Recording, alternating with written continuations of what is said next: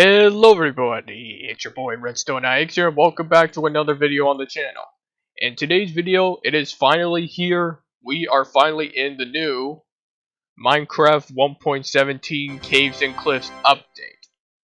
So, this is technically part 1 of the update, so the rest of the part of this update will come later this year, but I'll explain what is in this part of the update in this video. So, before we get into what amazing stuff is in this version, guys, you know the drill. Make sure you guys hit that like button and subscribe, and turn on those notifications so you don't miss another video. Apart from that, guys, let us start today's video. Okay guys, so welcome to my campsite, and just for the occasion, I'm dressed as an adventurer because we are going to be adventuring down into the caves and explore all the new stuff along the way. But before we do that, we're going to explore all the stuff that I have up here first. So let's get started. So first off, we got the new mobs. Here we got the goats. Here. So they are neutral mobs found in the mountain biomes. For example, the extreme hills. They can jump as high as 10 blocks when there's an obstacle in the way, like fences or walls, or a small gap, and they take less fall damage. They also have a random chance of ramming mobs or players not moving from 60 blocks away, and can knock you as far as 9 blocks. And they don't fight back if you attack them. They can be bred with wheat, and you can even milk them just like cows. So if I grab some wheat right here, and this bucket, so you can basically breed them. And also I'm going to put up this wall here to show you. So when you right click with the bucket, you get milk, which can remove any potion effects as you please. So at least you got another source of getting milk. So if they want to get the wheat, this goat is going to jump over the fence to get it, so. Well, they're not doing it right now, but maybe once I step out, they will. But trust me, they can jump pretty high, let me tell you. Okay, so while we're waiting for those goats to jump, I'm going to go up here and show you the ramming part. So I'm going to place a villager right there, so. Again, it has a random chance of, like, first it's going to, get a running start and then basically bash the player with his horns off 9 blocks, so it may take a while. So a few moments later. Oh, you saw that, guys? The goat gave a running start and knocked that villager right off that platform. So yeah, that's pretty much what goats can do. And now let's move on to these two aquatic mobs right here. So this first type is called Axolotl. So the Axolotl are passive mobs that attack mostly other mobs on the ground except for turtles and dolphins. So basically, and if you attack a mob that is fighting one of these axolotls, the axolotls will actually give you regeneration 1 and remove mining fatigue for you. They can be lured and bred with tropical fish in a bucket, like other mobs can, with wheat. And they can also be scooped up in a bucket so you can carry them with you in your inventory. So let me give myself a bucket real quick.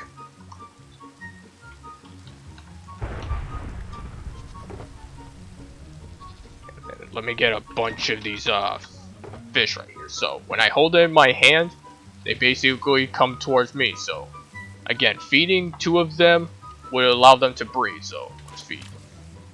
Oops, missed. Why do I keep missing? Hold on. Sorry, guys. So I'm gonna feed you, and I'm gonna feed you. So those 2 would breed, and oop. And then where is it? Where's the baby? Okay, I think the baby is hard to see, but they did breed, mark my words. So, and when you get a water bucket full of this stuff, you can basically scoop one of them up, and then they'll be in your inventory right here. and just right click them again to release them.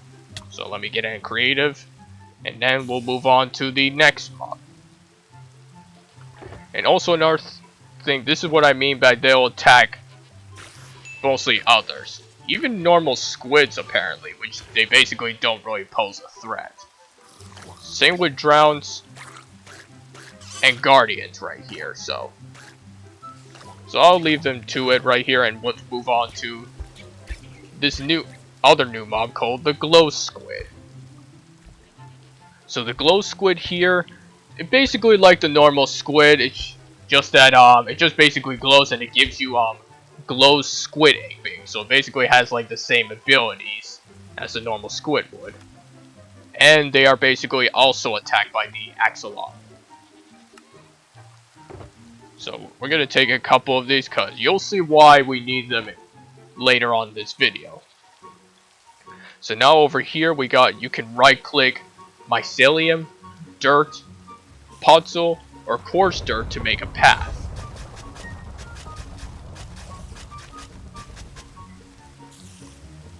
Just like that. And over here, we've got new stuff called candles. To make a candle, you need one honeycomb and a piece of string to get this. And to change them into different colors, you just need one candle and a dye of your choice, and then you get that certain candle color. So there are basically 16 colors of the dyed candles. They can be lit up by using a flint and steel, and you can extinguish it by using a water bucket or right clicking with water, or you can just put it in water. That works too. And you can place 4 at a time like the sea pickles. And if you place one on top of a cake, you can basically light it up too. And once you eat a cake, even just a bite, then it'll break off. Just like so. So I'll get a flint and steel, and when you right click, and boom. Just like that. Now you have a nice little birthday cake. Now when you right click, it goes out. Simple as that. So here we got something called powdered snow. So let me clear the weather real quick. And time set day. So powdered snow is a new type of trapping block that spawns in the snowy areas and can be obtained by placing a cauldron while snowing. It cannot be mined even with silk touch. It can only be picked up with a bucket. So when a player, mob, or an artist stand goes into the powdered snow, it'll basically freeze. But if you're wearing leather boots, you do not sink, and the powdered snow will behave like scaffolding. And if you're on fire, it will act as water. So basically, this is what happens when you do not have the boots on. So as you can see, the outer parts of my screen are looking like it's freezing up, and when it gets to that point, your character starts to freeze and starts to take damage. You take half a heart of damage each time, but when you wear the boots, you stop the freezing effect and you can just basically jump out. And like I said, it acts as scaffolding, so you can pretty much go up it as you please, which can be very handy, I might say. And this is how you can pick it up with a bucket, just like so. So now that we've gone over that, now we're gonna head into the caves and explain all the other stuff. So let me take this off, close that in. Let me grab a couple things first before we go in. So I need some food. And also these items, just as a precaution in case I run into any mobs. These pickaxes will come in handy, as you will see. So I'll see you guys when I'm in the caves down below, and we will begin. Okay guys, so here we are. So here are some new things. So iron and gold no longer drop like their actual ores when you mine it. Instead, they give you this. They give you raw gold. Oh, sorry, raw iron and raw gold right here. And this is one of the new ores called copper ore. And when you mine it, it gives you 3 pieces of copper, of raw copper. And you can pretty much do 2 things with it. One, if you have 9 of each, you can make them into these raw version of the blocks. or raw version of these things right here. Just need 9 raw iron and to make 1 raw block of iron to get this, or you can just basically smelt it so you can get the ingot forms of this. So I'm gonna take a couple of this copper because you'll see why I need it in a few seconds. And now we're gonna move on to the new stuff with copper. So copper has 4 forms, or 4 stages really. So there's normal, exposed, weather, and oxidized. So that's what these 4 look like right here. And over time it will change all the way to here if you just leave it alone. So water and rain don't speed up the process. And also if you want to reverse it, you can either right click with an axe or have it struck by lightning using a lightning rod. Now I'll explain what the lightning rod is instead.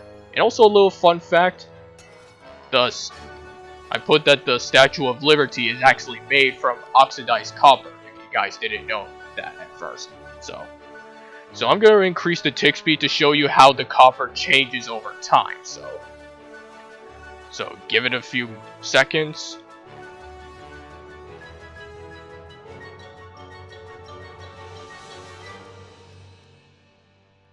Okay, and as you can see, it basically changed into all 4 stages, and same for those pieces of copper back there. So now that I've shown you that, we're gonna come back here and I'll explain more about the copper stuff. So here we got like wax version of these blocks right here. So you're probably wondering, how do I get them?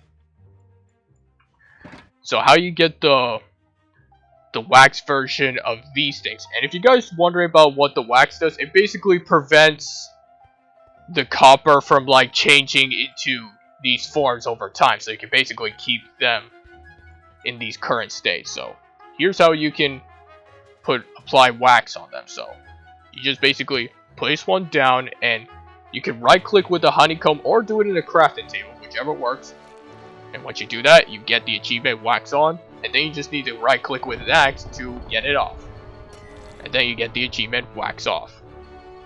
So that's basically how you can get the wax version of this. And you can pretty much use crafting table or stone cutter to get these variants of the wax copper right here. And same for the normal ones, which I didn't show, but I'll show it later. And so as you can see, you get these. And now here's the recipe for a lightning rod. So you just need 3 copper ingots going up to get the lightning rod. Here's how the lightning rod works. So I have a bunch of the oxidized versions of copper stairs, blocks, and slabs. So what you can do is that when it's struck by lightning, it will reverse the process on these things. And also, as you saw, that lightning rods can also emit a redstone signal when they are struck by lightning, which is pretty cool, I must say. So yeah, that's pretty much how you can revert copper back to their normal state or whatever. So now that we've seen that, let's go. Let me put this away. Now let's move on to what we have over here. So here you can now dye signs using the right clicking with any dye you want, and then placing them on the text on the signs like so. And if you right click them with glow squid ink, you can basically make them glow like so. And then you can just use normal squid ink to change the backing with. So you can do the same thing with the color ones that are already here to make them look colorful. And when you do that, you get the achievement called Glow and Beyond. So this is a really cool addition to Minecraft, because you can literally make glowing signs with cool text and stuff. So for all I want, I can just make like a sign called subscribe right here. And I can basically dye it any color I want. Like in this case, red. And which, by the way, guys, if that subscribe button on your side of the screen is red, why don't you do me a favor and make it gray and join the channel so you can see more great videos like this. Okay, so now that we've seen that, let's move on to the next stuff over here. And also another thing, you can now fill cauldrons with lava. So here we got something called dripstone and pointed dripstone. So what pointed dripstone is, it's basically a block that can make up stalactites and stalagmites. They're usually found in dripstone caves, but in this case, they are also found in small caves and big ravines. And also I forgot to mention at the beginning, so what the part 1 does not have is like the different cave biomes or the bigger cave structures. So in case you're wondering, the caves and the mountains are still the same, but we'll get the bigger ones later this year. So sorry about that. So let me continue. So when you place a cauldron underneath one of these pointed dripstones and there's water or lava above it, they have a small chance of filling up the cauldrons with water or lava, but it might take a while. And you can also take some damage if they fall on top of you, or if you fall on top of it. But you can also break it instantly if you throw a projectile like a trident, and they will fall on mobs and take damage from it. And as for the dripstone, that's the part that the pointed dripstone grows under. It's basically a rock block that allows pointed dripstone to grow beneath it. So when I grab this trident right here, I can basically throw it at that chunk and it will fall, like so. And you can pick it up just like that. And also, if you're wondering how you get the dripstone block, you just basically need to have 4 of the pointed dripstone, and then you get the dripstone block like this. Okay, now that we've seen that, now we're gonna move on to lush cave items. Again, the cave biomes are not here just yet, so let me explain what's here. So first off, we have the Azulia trees right here, and apparently, where they spawn is a bit unknown, but so what you can do is you can basically grow them into these kind of flowery trees. It looks quite nice, if I must say. And you can use bone meal on them, but they need sunlight. So I made a sunroof so they can grow. So the point of the showcase. So now we got there's something called moss blocks right here. They can break easily, and if you have 2 of them in a crafting table, you can basically make this moss carpet right here. Pretty nice. Okay, let me grab this bone meal because it's gonna be important for like the next thing over here. So now we got glow berries, which is this right here, and these are part of it. So glow berries are a new type of food that are collected from cave vines and planted like other crops can. You can use bone meal on it. You can plant them. You need to plant them from the bottom of a block in order to make them grow. They give you 2 hunger points, and currently you can only find them in mine shaft chests. You can also use them to breed foxes, same like the sweet berries you can. So basically when I use bone meal on it, you can basically make them grow berries. Lots of berries. So it's pretty cool that they made like a kind of a little food source that you can find underground and such. But unfortunately you can only find them in caves, so you just have to get lucky. So when I eat one, it restored that much of my hunger, as we saw. Okay, so now that we've seen that, we're gonna move on to this stuff called drip leaves. So this is a small drip leaf, and this is a big drip leaf. Oh, sorry, drip leaf. So big drip leaf is a plant intended to generate within lush caves. Currently, their location is unknown. But here's the interesting thing. When a player, mob, item, or projectile stands on it for at least 1 second, it becomes a non-solid block temporarily. So what that means is, if I basically stand on this block, as you see, it's gonna collapse temporarily and then I'll fall off it. You can use bone meal on it, and it can basically grow up to like at least 5 blocks. And what's interesting enough is that you can use redstone to prevent it from collapsing. So it grows from small drip leaves that can only be planted on moss or clay, on land anyway. It can also be placed on dirt, grass, etc. if you are underwater. So when I use a redstone signal, look at this. It's not falling at all. So this could be a pretty cool way to make like a little parkour course. Like you need to have fast momentum, otherwise you'll fall. And literally just a single item would make this collapse as well. And that is pretty cool, I must say. So now that we've seen that, and here's a little thing called glowing lighten. So it's a thin, dim, light emitting plant that is mostly found in caves, ravines, and even underwater. You can obtain them using shears.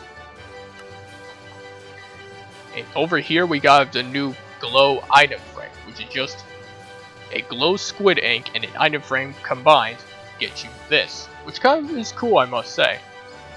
Okay, so now that we've been through all this, now let's move on deeper into the cave. So over here, this is an exciting part, so let me put on this diving helmet real quick. So basically, minecarts and rails now work underwater. What that means is, you can basically ride this stuff underwater. It's a bit slow, but it does get the job done, which is pretty cool. So now let's put back on this miner's helmet. And now we're going to move on to what's beyond this wall right here. So I'm going to use my iron pickaxe to break it.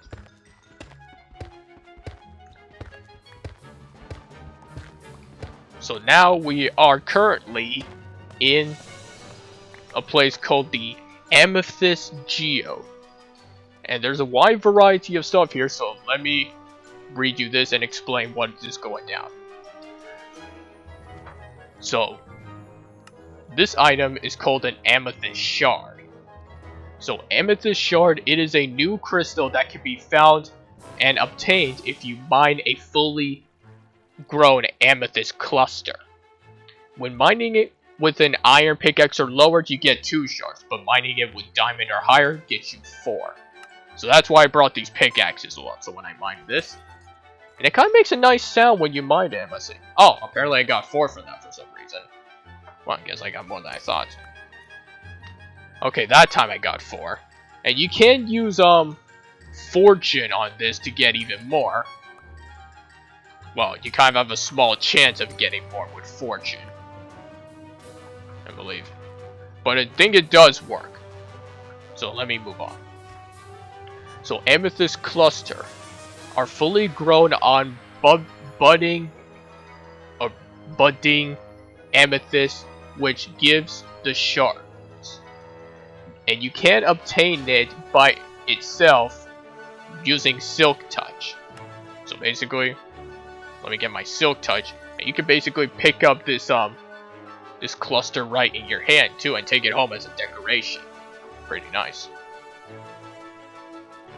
And now for the budding amethyst.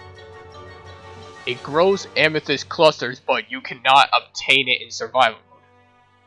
Meaning that you cannot just simply mine it and take it home with you. If you wanted to have it grow more of these amethyst clusters, you need to have to mark this place down so you can come back. So the budding amethyst has to remain here, otherwise it won't work.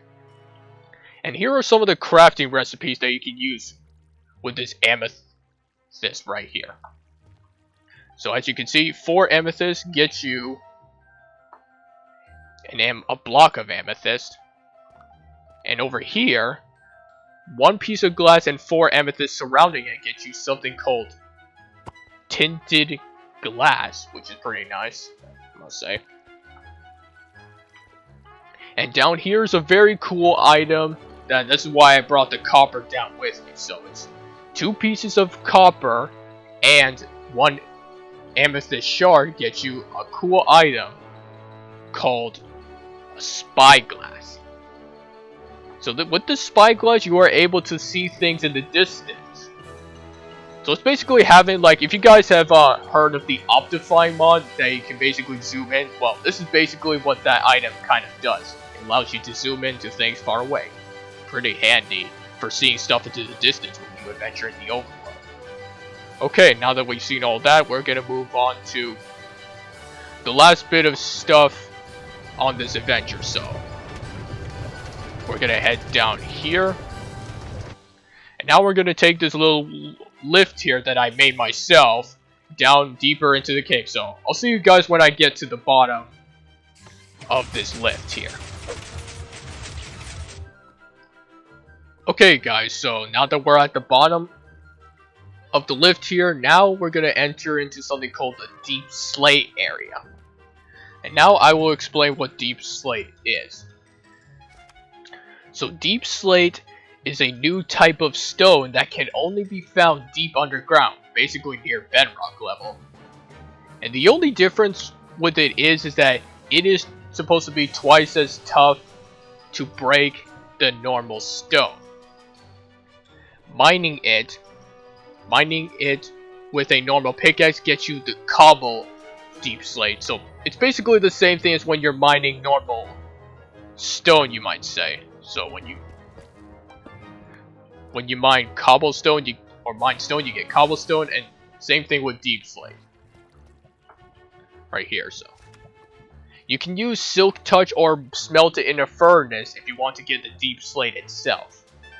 And now as for the Deep Slate ores right here, they are supposed to be same as the Deep Slate, twice as hard to break as normal ores, but they do give you the same amount. So we got Deep Slate ore of coal, copper, iron, gold, redstone, lapis, diamond, and emeralds. And also what else you can do with the Deep Slate is that if you put them in a crafting table or use a stone cart, you can get a wide variety of Deep Slate related items right here. Like walls, stairs, and even slabs. Very nice. And I believe that is pretty much all there is to it, to the new version of Minecraft 1.17 Part 1. So let me quickly head up to the surface before we end off this video. Okay guys, so that's pretty much gonna wrap up for today's version showcase of 1.17. So if you guys enjoyed this showcase and want to see more videos like this, make sure you guys hit that like button and subscribe. And turn on those notifications so you don't miss another video. Apart from that guys, thanks for watching and stay tuned later today because I got another command block video coming up. And I'll see you guys next time in the next video. Goodbye!